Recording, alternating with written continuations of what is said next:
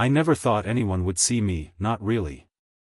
The rain hit the cracked sidewalk in sharp, staccato bursts, each drop bouncing off my umbrella like tiny percussion instruments marking the chaos of a Thursday evening. My hands trembled as I carried my worn canvas tote through the puddles outside Café Luna, the smell of wet asphalt mingling with the faint aroma of espresso that had lingered on the breeze since morning.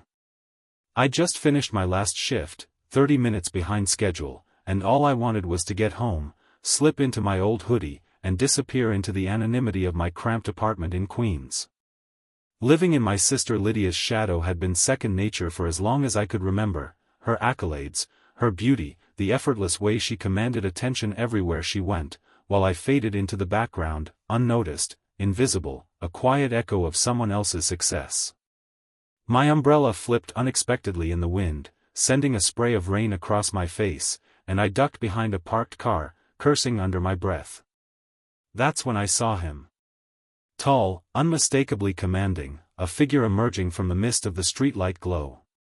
Vincent Blackwood, 65, gray streaks in his slicked-back black hair catching the light, wearing a suit that looked tailored by some artisan in Milan, the aura of someone who could bend the world with a single glance.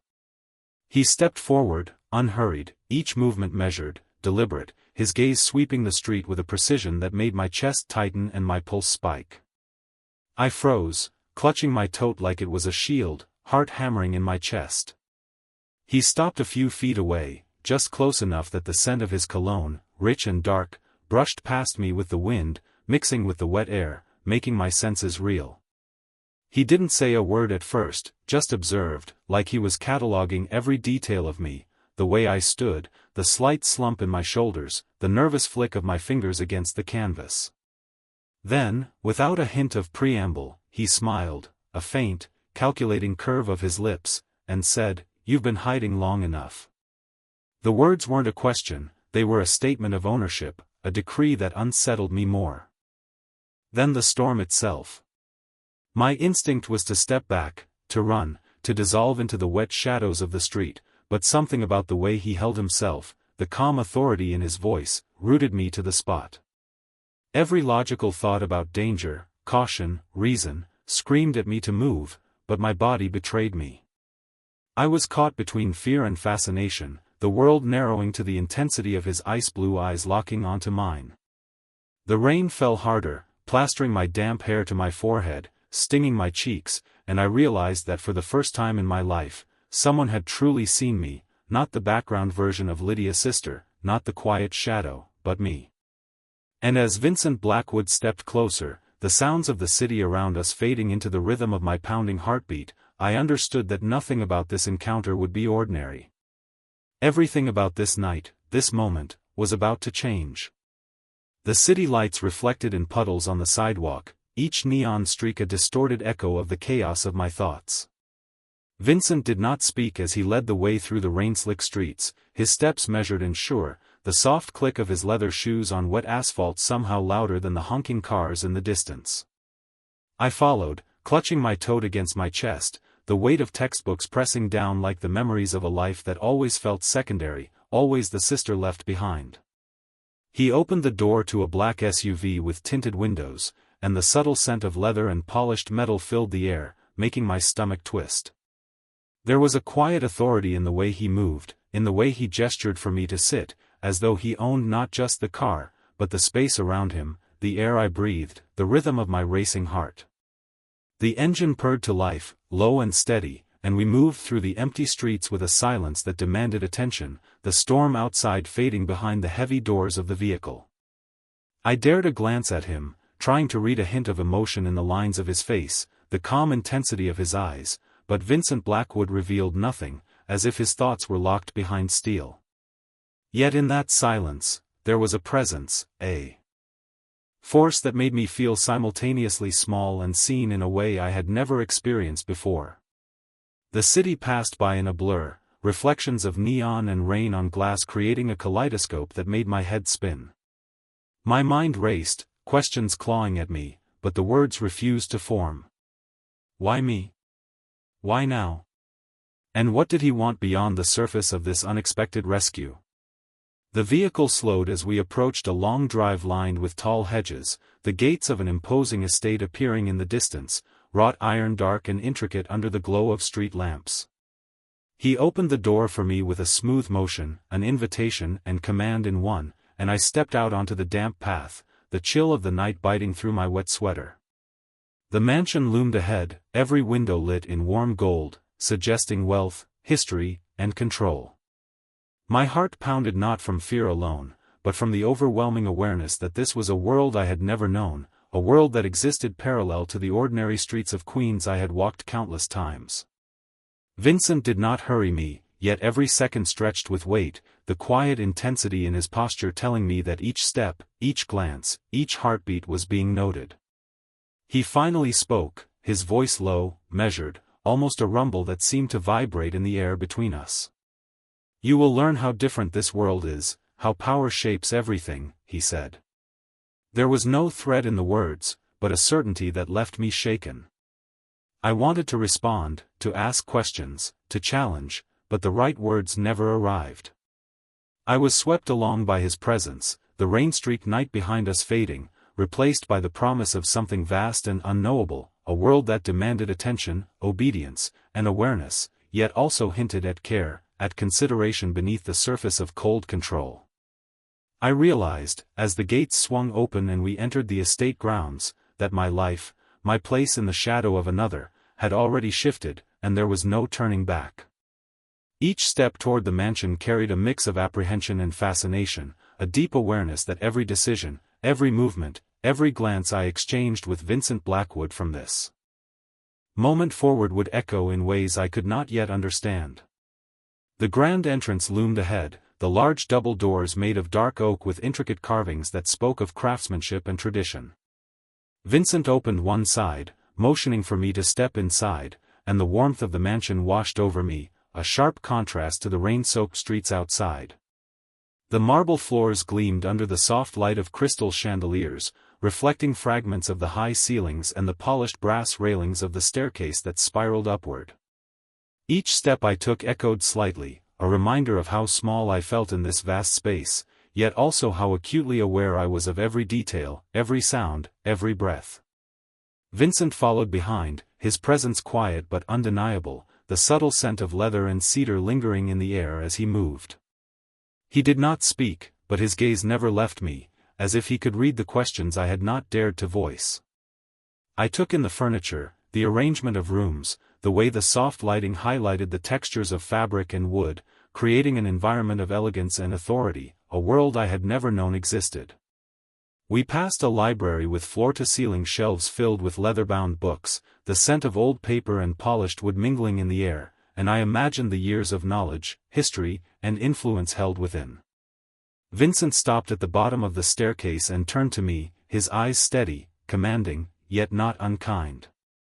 "This is where you will learn how different life can be," he said, voice calm, deliberate, each word weighted with certainty. I nodded, unsure of what to say, my heart still hammering from the surreal journey from the rain into this world of controlled power. He gestured toward a set of chairs arranged near a large window that looked out over the estate gardens, the wet leaves glistening under the soft moonlight. I sat, clutching my tote, feeling the tension of the unknown pressing against my chest, yet a flicker of anticipation stirring as well. Vincent stood across from me, hands clasped behind his back, the subtle tilt of his head suggesting observation, measurement, understanding. I realized that every action, every movement in this house would be noticed, every hesitation, every glance, every breath, a reflection in the mirror of his assessment. He spoke again, "You have a choice, though choices are not always what they seem," and I felt the weight of those words, the implication that my next steps would matter, not just for the present, but for the unfolding of a life that I had only glimpsed in passing, always from the periphery. The storm outside had passed, leaving the streets glistening, a quiet aftermath that mirrored the unsettled feeling within me, a mixture of curiosity, apprehension, and a strange, compelling awareness that this encounter, this unexpected path, was already reshaping the narrative of my life. I looked out the window, at the gardens reflecting moonlight on wet foliage, and realized that though I had entered this mansion as someone who always felt small, always in the shadow of another, I was now part of a world where attention, power, and choice intersected in ways that were both intimidating and mesmerizing. Vincent did not offer reassurance, did not need to. The room itself, the way he held his presence, spoke volumes. Each moment stretched, and I became aware that nothing about this experience would be ordinary, that from this point forward, every decision, every glance, every movement would be intertwined with a force far greater than myself, and yet, beneath the surface of his command, there was a subtle invitation, an acknowledgement of presence. A quiet recognition that the person standing in the hallway rain-soaked moments ago had stepped into a life that demanded awareness, respect, and engagement in ways that were both thrilling and overwhelming. The mansion was quiet except for the soft hum of the heating system and the distant ticking of a large clock in the hallway. Vincent moved through the space with deliberate grace, guiding me to a room at the far end of the first floor, walls lined with books and photographs, a place that felt at once private and imposing. He gestured for me to sit on a leather chair positioned near a tall window that overlooked the gardens, the moonlight casting silver patterns on the polished floor. I obeyed, my fingers clutching the edges of the seat as I tried to steady my racing thoughts. Vincent did not sit, instead standing a few feet away, observing with a calm intensity that made the air between us feel charged. "There is a difference between fear and respect," he said, his voice low and controlled, carrying a weight that filled the room. I nodded slowly, unsure whether to respond or remain silent, my mind still processing the rapid sequence of events that had brought me from the rain-soaked streets into this world of measured power. He took a step closer, his presence filling the space, and I realized how sharply aware I was of every detail, the subtle creases in his suit, the precise way he held his hands behind his back, the intensity in his ice-blue eyes. The room seemed to shrink around us, and I felt a strange sense of exposure and clarity, as if being seen for the first time in my life meant something far deeper than anyone had ever acknowledged. Vincent finally broke the silence again. "You have potential, Claire, not in the ways you think, but in the way you carry yourself, even in uncertainty," and I could not help but meet his gaze, feeling the sincerity beneath the authority. The gardens outside shimmered under the faint mist, the hedges and trees reflecting the moonlight, creating shadows that danced gently on the windowpane, mirroring the flickering uncertainty in my chest. He moved toward the window, looking out briefly, then back at me, a subtle smile forming, one that was almost imperceptible but conveyed a quiet acknowledgement. "Choices will be presented, and you will have to navigate them carefully. Every action will be observed, and every decision matters more than you can imagine." I felt the words settle into the space around me, heavy yet precise, each one resonating with a mixture of promise and challenge. My mind raced with questions, not about danger or threats, but about understanding, about what this world required, what I would be expected to do, and how I would measure up. The room remained still, the soft light and quiet creating a cocoon where thoughts could stretch and explore without interruption. Vincent turned, the movement fluid, almost rehearsed, yet there was a sense of patience in the way he addressed me, a subtle invitation to comprehend, to engage, to absorb. I took a breath, the tension in my shoulders easing slightly, yet my heart continued its rapid rhythm, a reminder of the surreal journey from the streets to this moment. I realized then that this was the first real test, not of fear, but of presence, awareness, and understanding, and that every moment from this point forward would require attention, patience, and the courage to exist fully within a world that was simultaneously daunting and captivating. The air was thick with expectation, a quiet energy that made me aware of every sensation, every thought, and every choice, knowing that the unfolding of the night would shape not just the immediate future, but the trajectory of the life I had always felt was secondary, now taking center stage under the gaze of Vincent Blackwood. The study smelled faintly of aged wood and polished brass, a quiet testament to the years of care and attention that Vincent had devoted to every corner of this mansion. I sat near the window, watching the moonlight shimmer over the trimmed hedges and the paths winding through the gardens, each shadow stretching like an invitation to explore the unknown. Vincent moved toward a large desk at the far side of the room, his footsteps soft against the marble floor, yet resonating with the weight of command. He paused, turning slightly so that his profile caught the light, and I noticed the precise lines of his jaw, the calm intensity in his ice-blue eyes, the subtle way he adjusted his cufflinks, gestures that spoke of discipline and attention to detail. "You will encounter choices that require more than instinct," he said, his voice steady, carrying a rhythm that filled the room without overwhelming it. I nodded, unsure if my response was expected, yet aware that he had already read more from my expressions than I had intended to reveal. The air between us was thick with a quiet tension, not of fear, but of awareness, a delicate balance where each glance and subtle movement mattered. I could feel the weight of observation in every inch of the room, the way the walls seemed to frame us, the chandeliers casting soft reflections across the polished surfaces, emphasizing the contrast between light and shadow. Vincent returned to stand near the window, his silhouette outlined against the moonlit gardens, and for a moment I could see both the power and the careful calculation that guided his every step. "There is a rhythm to authority," he continued, his tone deliberate, a balance between presence and patience, action and observation. "Understanding that rhythm is as important as any decision you will make." I absorbed his words, feeling the depth of implication, understanding that this was not merely a lesson in manners or protocol, but in perception, in comprehension of the unseen forces that shaped the world around me. The quiet tick of the clock seemed louder, marking time in a way that made me acutely aware of every heartbeat, every breath, every flicker of movement in the room. I shifted slightly in my chair, taking in the subtle details, the pattern of the wood grain, the texture of the leather seat, the faint scent of aged paper and polished metal, each element contributing to the atmosphere of controlled influence. Vincent studied me again, his eyes holding mine for longer than necessary, not a test of patience, but an exercise in attention, a silent demonstration of the focus required to exist fully in this environment.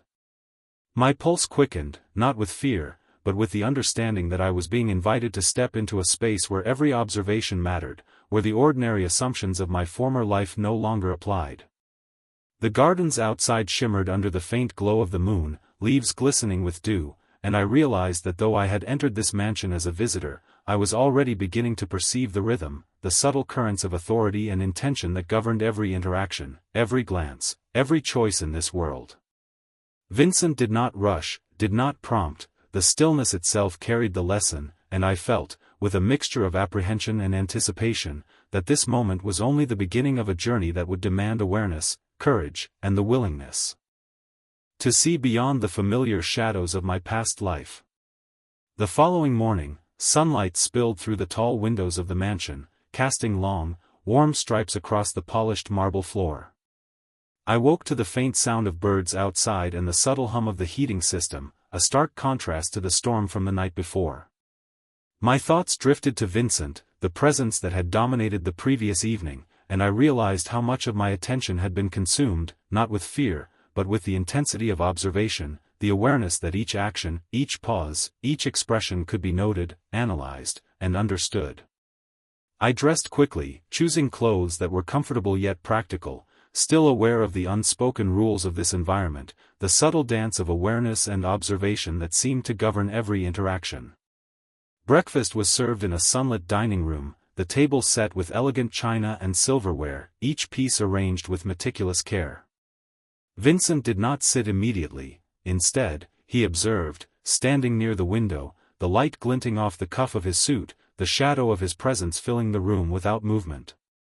I took a seat, noticing the way he measured each detail, the rhythm of his gaze, and the calm authority that seemed to ripple from his very being. As I poured a cup of tea, the warmth of the mug grounding me, he finally spoke, his voice low and deliberate. "Today, you will learn to observe, to recognize what is important and what is not. This is as much a lesson in perception as it is in presence." I nodded, my mind absorbing every word, every nuance, realizing that even the smallest gesture or expression could convey meaning in this house.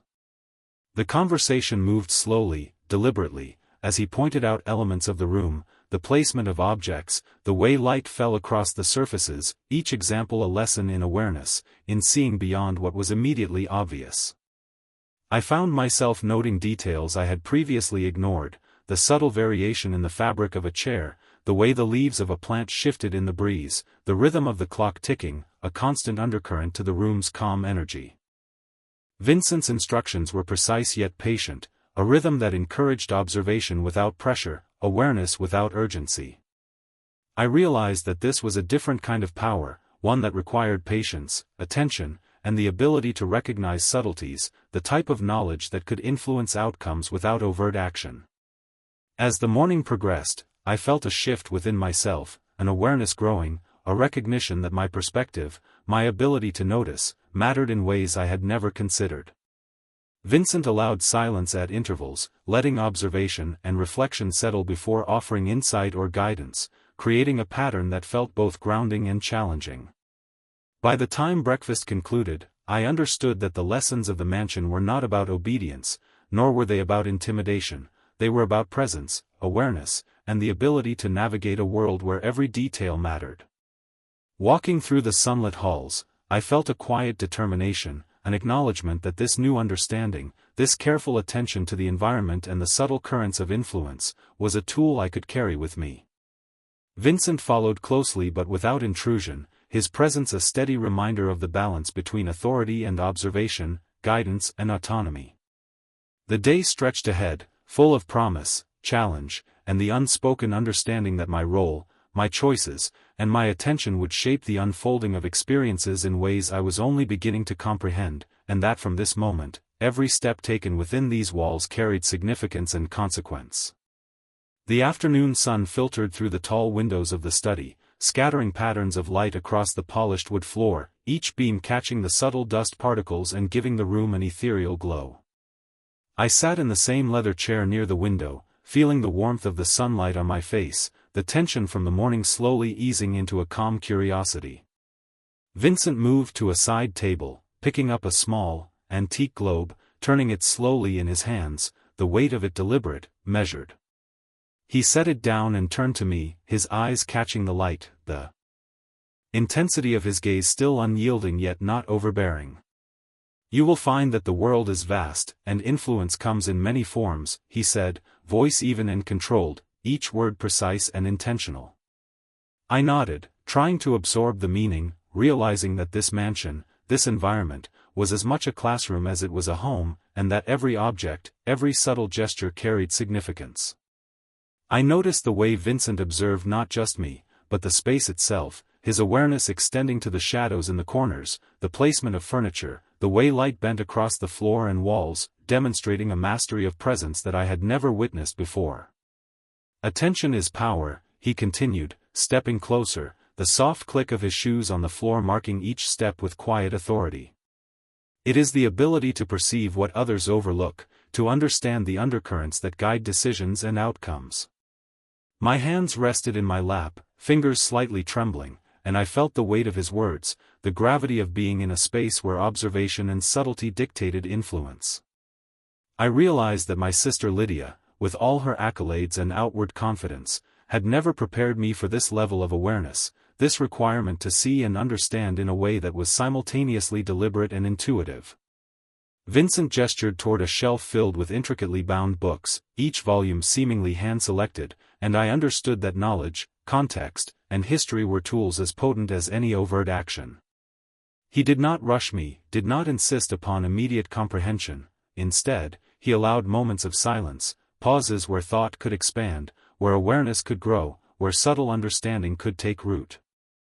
The soft hum of the heating system, the distant chirp of a bird outside, the quiet rhythm of the mansion all combined to create a space where focus and reflection were paramount. I became acutely aware of the cadence of my own breathing, the slight shift of weight in the chair, the way light and shadow played across the room, and I understood that being seen in this environment was not simply a matter of presence, but of attunement, of responsiveness, of engagement with subtleties that might escape a less attentive observer. Vincent studied me again, his posture relaxed but deliberate, and I felt the quiet pull of his observation, an invitation to recognize and participate in a rhythm of attention, patience, and discernment.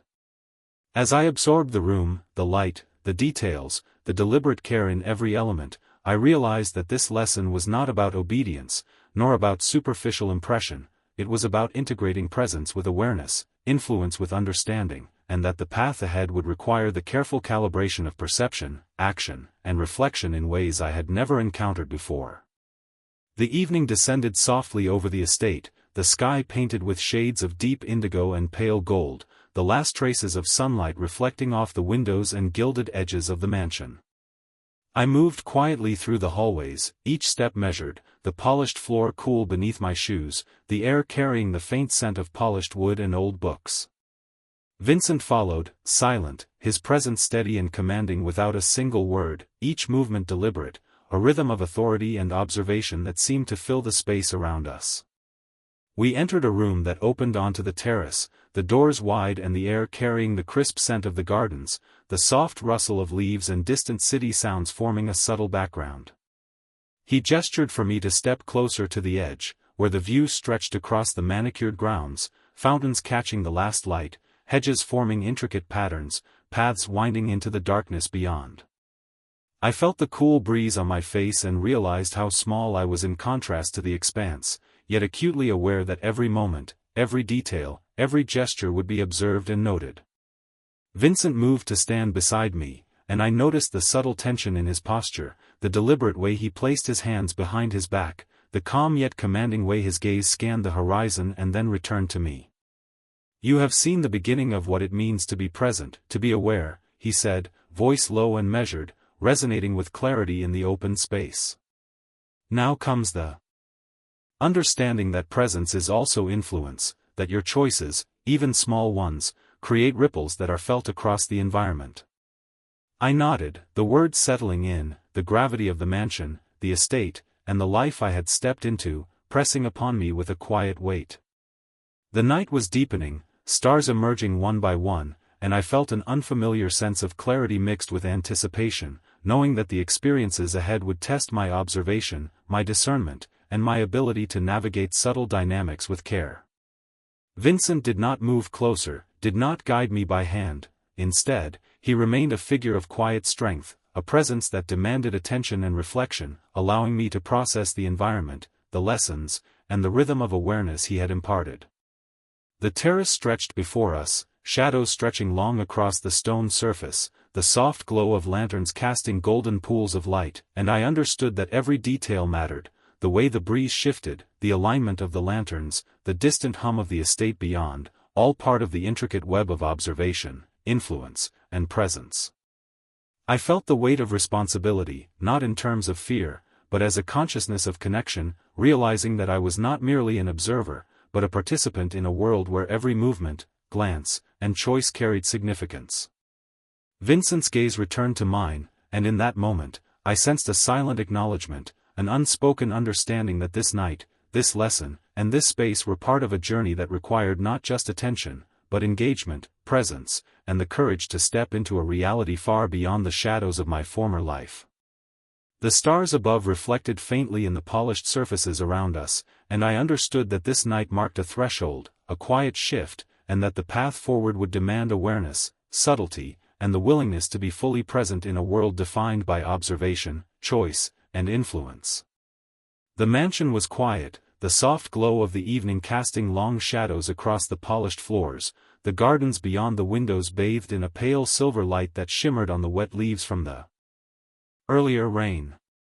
I moved slowly through the hallways, each step deliberate, feeling the weight of everything I had learned in the past hours pressing gently on my awareness. Vincent followed at a measured distance, his presence constant but unobtrusive, a steadying force that seemed to shape the very air around us. We entered the library, a space lined with tall shelves, each book meticulously arranged, the scent of aged paper and polished wood filling the room, giving it a calm, contemplative atmosphere. He gestured for me to sit by a low table near the center, a soft rug underfoot, the flicker of candlelight casting subtle patterns on the walls.